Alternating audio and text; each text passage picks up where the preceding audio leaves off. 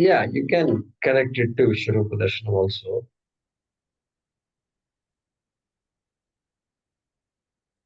Shrupa Darshanam, Pratyapanti Vishnu.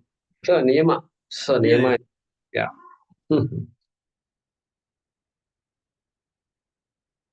Impartial Ishvara, right? Impartial, brutal Ishvara. Brutally impartial. I don't know what to say. It looks like Guruji, creation, sustenance, what we saw called dissolution is synonym to fear.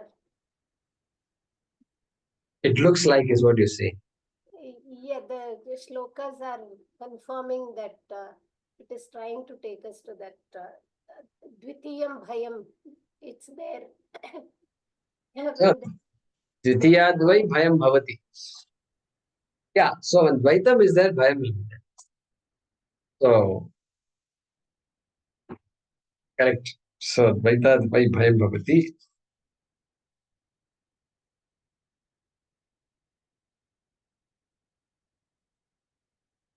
Which indicates that Advitiyena eva bhaya nivrittihi.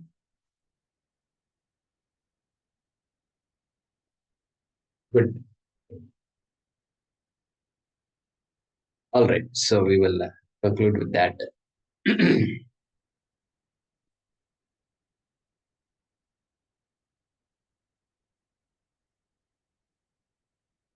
Om Namo Bhagavate Vasudevaya Dhanvantaraye Amrita Kalacha Hastaya Sarva Maya Vinashanaya Trailokyanataya Shri Mahavishnave Namaha. Thank you. Thank you. Thank Hari Om Girishji. Maheshji had a question, Guruji. Oh, Maheshji had a question. Okay. Ask next class. You want to ask now? Yeah, please do. So, okay. So mine is not a question. I was, the first shloka, the one Urdhva. So I was going through something in the internet on Kathopanishad. I just searched and there are several discussions about it by various people.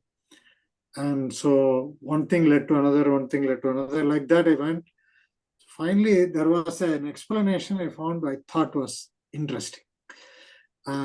It says that in spite of great effort by Upanishads and others to explain this Urdhva Moolam and other commentators, many of our brothers do not appreciate or understand the concept behind it, why it is said as Urdhva Moolam.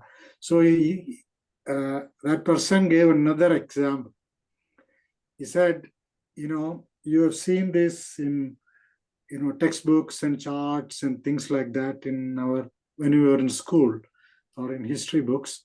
There's something called, there's a various dynasties. Okay, whether it is from India or from Puranas, we have a grandsire. Then there is their children. Then there's grandchildren. Then there's great grandchildren. Like that it goes.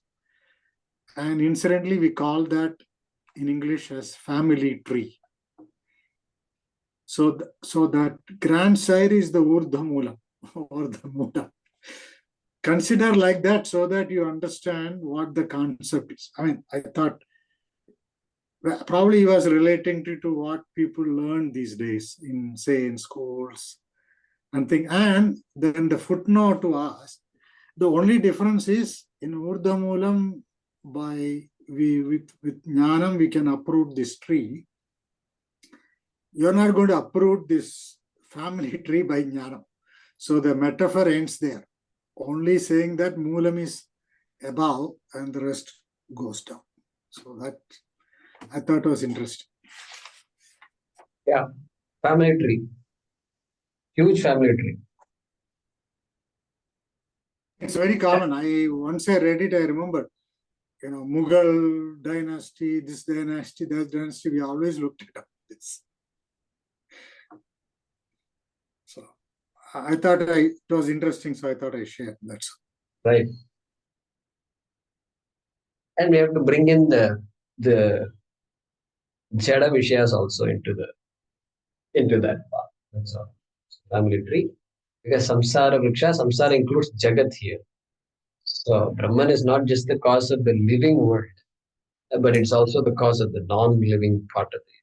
So somehow we Yeah, what he was saying was like, we don't say family chart, we call it family tree.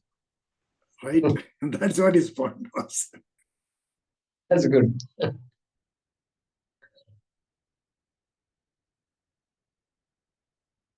Family album is there, but album is album. In the US we have something called Ancestry, My Ancestry, right?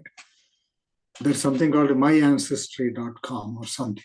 So people look at their, especially in the US, where people have come from, because most of the people here are immigrants from somewhere at some point of time.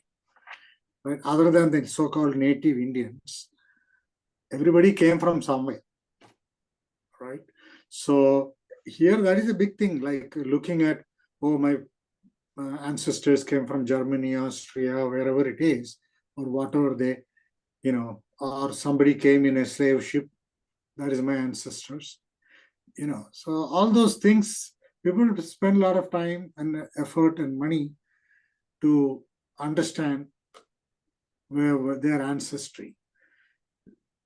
And I know there are some company outfits or agencies which they do the research and develop a family tree for you or ancestry for a particular person.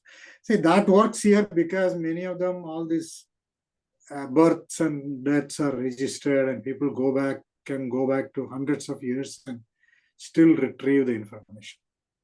Probably that's not the case with us. It's very difficult to get anything in India.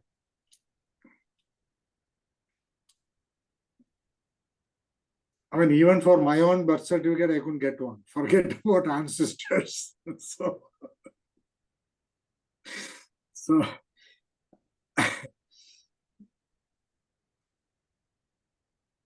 Right. So that family tree is good. Keep that in mind. Yeah. So here they'll go through all this DNA testing, this testing. And people go through at length to come up to develop that, because that they want to know where they came from. Correct. So that's a really bothering fact even for that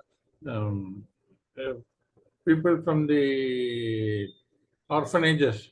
They want to find who is the real father and mother, and it becomes a depression for them if they don't know. Yeah. Definitely. So the trauma suffered by orphans, only orphans can understand. No, even our African Americans who are slaves.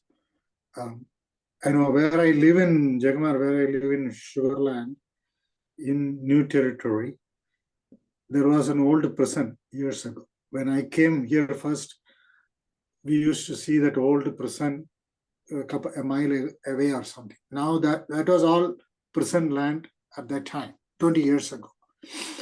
And later on they sold it, and now they developed it to housing and communities and all of that. That prison, I have been to inside that. They closed in early 60s. Till that time, it was a prison. And that's how the prisoners were from the Sugarland sugar factories to harvest the sugar cane, put all that. That's how the railroad came into Sugarland. So what happened was that how it was there, now they converted it to a museum or something, because most of the Caucasians want to forget that history behind them, right?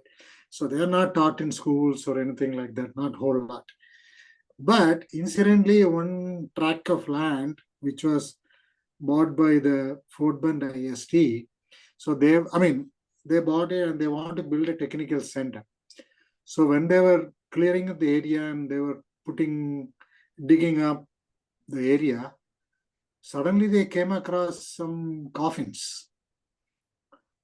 And then they stopped the work. They hired a company to go and excavate and find out.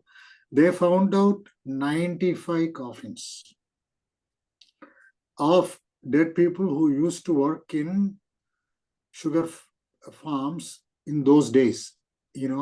After the emancipation and all that, when the slavery was stopped or abolished, what happened was all the owners, slave owners, let all the slave go.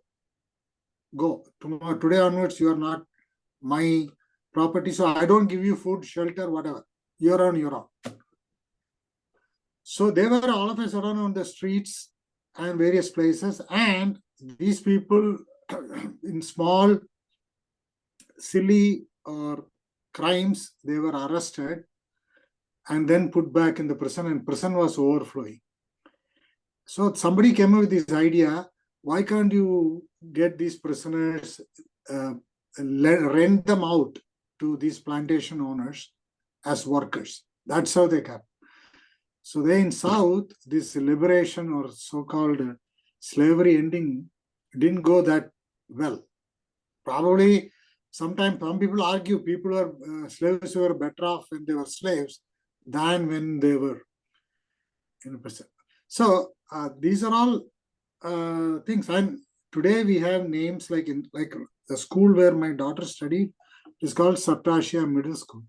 That Satsang is the daughter of one of the slave owners called Cunningham. Now there is a big movement to remove those names, just like we are talking about removing Bakhtiarpur and things like that. Here they are saying we don't want to be associated with that. We want to remove all this, anything with the Cunningham. There are some other names. They're all slave owners, and people could dig up old records, birth records, and some of them were buried in the coffin, chained. Skeleton with the chain is there. It is horrible. All I'm saying is a lot of things have happened. So I've heard all this, happened in US years ago. When it happened so close to where I live, that was a big eye-opening. Yeah. I don't know how many people. It is called Sugarland 95. You can Google. There's a lot of information on that. Called Sugarland 95 coffins, therefore Sugarland 95. Okay. Interesting. So, actually they call it 95. Which part of Sugarland? Further southwest of Sugarland. Is it little southwest or where is it? No, this is, in Sugarland, there was all these areas were, because there is a prison in Sugarland, near Sugarland. So all these lands were once owned by prison, and they used to cultivate corn and things like that. 20 years ago, when I used to come, I can see prisoners working on the field, but there was no road or anything like that. They have some small thing for them to come, farm equipment to come and go and things like that. But I think it is in 2000 or something, I'm sorry, 30 years ago, 90s. And then later on in 2000, when I came in 2002, it was still farmland, prison land. Slowly they sold pieces and pieces. And now this was got by a developer and converted into what they call today Telfair community. Oh, Telfair, okay. Telfair is nothing but the prison land. They converted that into a museum of dinosaur and all that, which is a very sad thing. They should have converted to a actual prison museum so children can understand the history. Correct. They want to wipe out the history. That's what it is. It's a very sad thing. See, people like me who are outside feel this. Think about the people who African Americans who went through, generations went through this. I mean, their feeling is understandable. All this happened in the last few years. All this, what do you call, Black Lives Matter and all that. You can now connect the dots. Correct. And get an appreciation for that. Correct. And it's not just in India it happened. I'm saying even here it is even worse. Yeah. That's the story of all indented laborers from all over the world. From India. I'm sorry? That's the story of all the indented laborers taken from India and other places all over the world by the British. No, that is the story with all the wherever the British people were there, probably. I don't know. I mean, India, I didn't study, but here, because it comes in things we come to know. And so now they took all these coffins and put them in a area, cordoned area. They call it some bullhead cemetery or something. And they buried all of them and all that. You can go and visit. It is just outside of the thing. And so the struggle is there still to change the names, but I don't know whether that will ever happen. So it's a very... Yeah. I used to wonder, I used to look for, in fact, there was a time when there was Swamiji had conducted a meeting of all native cultures. Okay, one conference, world conference was done. And the blacks had come from Africa, and there was a black community that came from US and things like that. And then I was trying to look in Houston, are there any active the African American communities, right? And I did at those days without internet and all, I did something, but because I wanted to share some articles from that conference and all to somebody who affected persons. But I couldn't find sure there are many there, but that time I couldn't find anyone. Yeah, there is a lot of information now available in the internet. And there was a gentleman in Sugarland, he passed away 2 years ago. He did a lot of research, raised a lot of awareness, and talking in various forums about all these Sugarland plantation workers and all that. I mean, this sugar, what do you call the Imperial Sugar Factory and all that. Those days, before Imperial bought it and all. Now it's all gone. The sugar mill and all is down. That's how the Sugarland came. It was nothing but a sugar cane plantation here, years and years ago. And so before this building was converted and removed and all, once I took the courage to, there was no road, it was all grass, tall grass, and me and a friend of mine walked into that. I was surprised to see there was no fence or chain or something. We could go inside and to see how the prison was. It is like a train, 3-tier, 4-tier and all that, no? That's how this were all, some 600 people were housed in that. And there are some YouTube videos about the people who have done with a video camera, take videos and all. I didn't do all that, but I just saw how it was, just to get an idea how prisons were there in this country. And it is very recent, no? Because that shut down only in early 60s. Yeah, so it's not recent. like so many years ago. Very recent. Anyway. Yeah, black suffrage. Blacks started voting recently. Women started voting recently. America's history is very crazy history. Yeah, I mean, every country probably has, but here, especially actually another thing was like last year, the water level in Mississippi